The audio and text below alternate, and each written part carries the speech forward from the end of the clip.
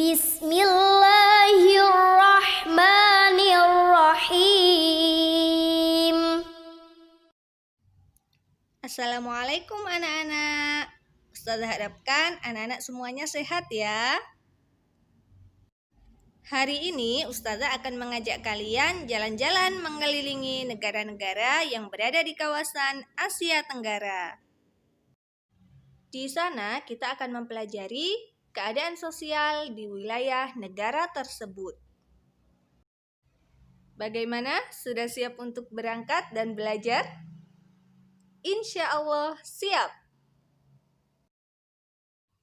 Kita akan menuju Jakarta terlebih dahulu untuk mengetahui kondisi sosial di wilayah negara Indonesia. Indonesia adalah sebuah negara yang berbentuk republik dengan ibu kota Jakarta.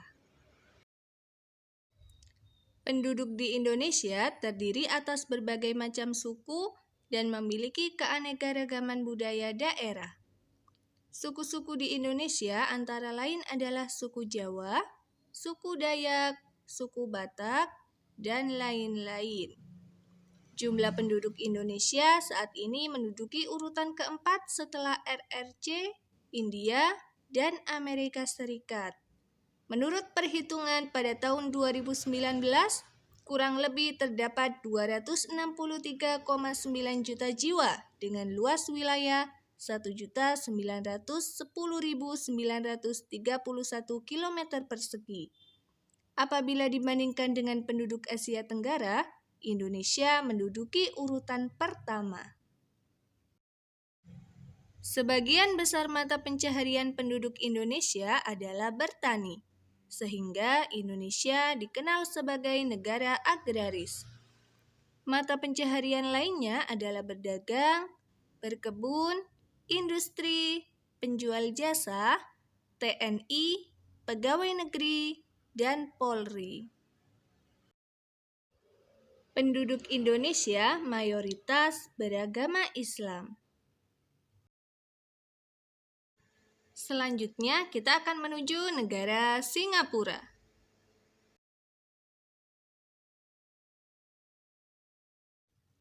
Singapura adalah sebuah negara republik dengan ibu kota Singapura. Jumlah penduduk Singapura sekitar 5,7 juta jiwa dan terdiri dari berbagai macam ras, antara lain adalah keturunan Cina, Melayu, India, Pakistan, Sri Lanka, dan Bangladesh. Bahasa resmi Singapura adalah bahasa Inggris. Selain itu, bahasa yang digunakan adalah bahasa Melayu, Cina, dan Tamil. Rakyat Singapura hidup dari hasil perdagangan dan perindustrian. Dari hasil industrinya, Singapura dapat mengekspor mesin dan alat transportasi, barang-barang konsumsi, bahan kimia, dan produk olahan minyak. Singapura termasuk negara Asia Tenggara yang berpendapatan paling tinggi. Selanjutnya, kita akan menuju negara Malaysia.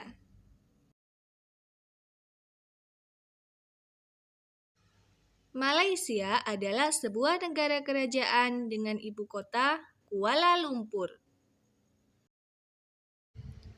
Luas wilayah negara Malaysia secara keseluruhan mencapai 330.396 km persegi.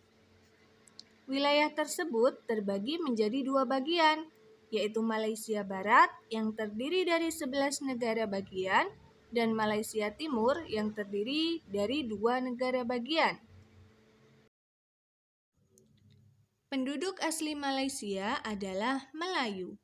Jumlah orang Melayu merupakan yang terbanyak dari jumlah penduduk Malaysia.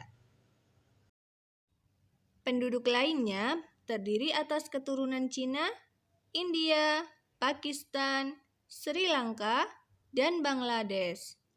Jumlah penduduknya sekitar 31,6 juta jiwa. Bahasa resmi Malaysia adalah bahasa Malaysia atau Melayu. Sedangkan bahasa lainnya adalah bahasa Inggris. Penduduk Malaysia mayoritas beragama Islam. Nah, sekarang kita akan menuju negara Thailand. Thailand adalah negara kerajaan dengan ibu kota Bangkok.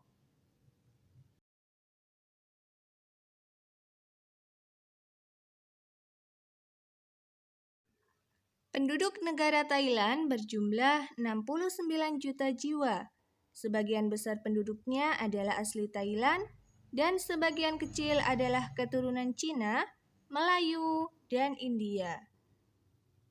Bahasa yang ditetapkan Sebagian besar penduduk Thailand menganut agama Buddha.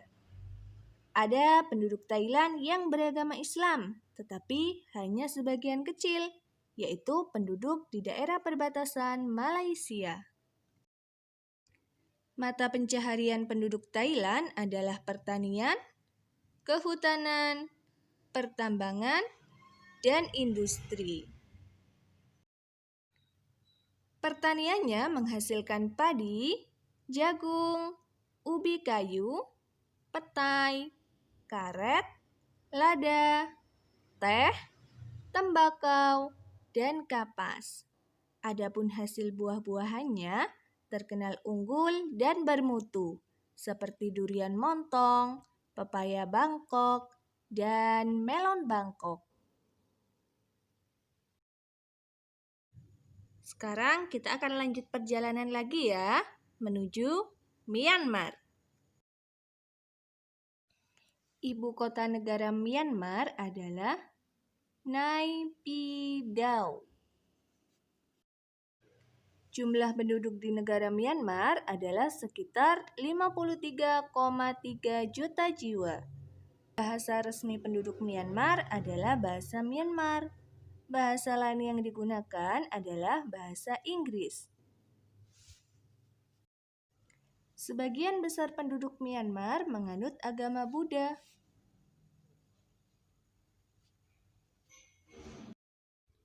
Hasil pertanian di Myanmar antara lain adalah beras, jagung, dan kacang-kacangan.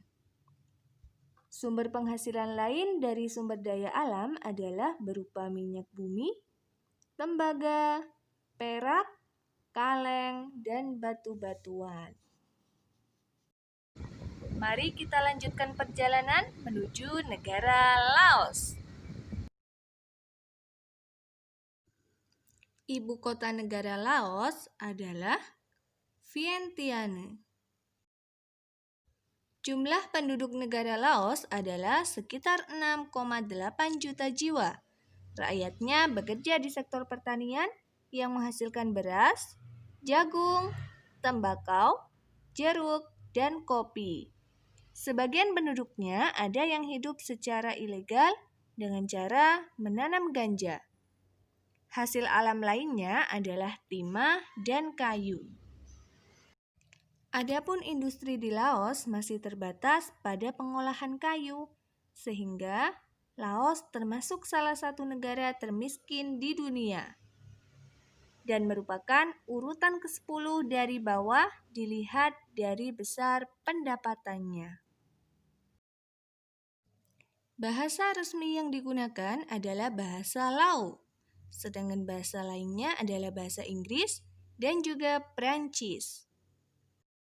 Sebagian besar penduduk Laos menganut agama Buddha. Selanjutnya, kita akan menuju negara Vietnam. Ibu kota negara Vietnam adalah Hanoi. Jumlah penduduk Vietnam adalah sekitar 95,5 juta jiwa. Terdiri atas 80% penduduk asli Vietnam dan selebihnya adalah minoritas yaitu dari Cina, Champa, Thai, Meo, Muong Nung, Lolos, dan Khmer. Bahasa resmi yang digunakan adalah bahasa Vietnam. Penduduk Vietnam menganut agama Buddha, Konghucu, dan Taoisme. Hanya penduduk Vietnam Selatan yang beragama Katolik Roma. Perekonomian sebagian besar penduduk Vietnam adalah pertanian. Padi merupakan hasil pertanian utama di Vietnam. Selain padi, hasil pertanian yang lainnya adalah kayu, kelapa, tebu, ubi jalar, teh, tembakau, karet, ubi kayu, dan buah-buahan. Selanjutnya, kita akan menuju Kamboja. Ibu kota negara Kamboja adalah Phnom Penh. Jumlah penduduknya adalah sekitar 16 juta jiwa. Bahasa resmi penduduk Kamboja adalah bahasa Khmer. Bahasa lain yang digunakan adalah bahasa Prancis. Sebagian besar penduduknya beragama Buddha. Penduduk Kamboja sebagian besar bekerja di sektor pertanian. Hasil pertaniannya adalah beras, jagung, merica, tembakau, kapas, gula aren, dan lain sebagainya. Mari kita lanjutkan perjalanan menuju Filipina. Filipina adalah negara kepulauan seperti Indonesia dengan ibu kota Manila. Penduduk Filipina berjumlah sekitar 104,9 juta jiwa. Nenek moyang mereka adalah orang Melayu. Mereka telah bercampur dengan orang Eropa, Cina, dan India. Salah satu bahasa aslinya adalah bahasa Filipina atau Tagalog, yang ditetapkan sebagai bahasa bangsawan. Sampai sekarang pun bahasa Inggris juga masih dipergunakan dalam urusan pemerintahan. Sebagian besar penduduk Filipina menganut agama Katolik. Agama Islam dianut oleh sebagian penduduk Filipina yang berada di bagian selatan. Mata pencaharian penduduk Filipina adalah pertanian, pertambangan, dan industri. Pertanian menghasilkan padi, kelapa, serat abaca, nanas, tembakau, dan gula. Pertambangannya menghasilkan kobalt, emas, tembaga, nikel, biji besi, dan minyak bumi. Nah, negara terakhir yang akan kita kunjungi adalah Brunei Darussalam. Brunei Darussalam adalah suatu negara kesultanan dengan ibu kota Bandar Seri Begawan.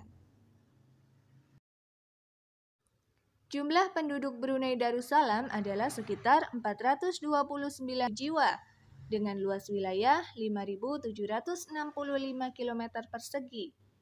Sebagian besar penduduknya adalah orang Melayu.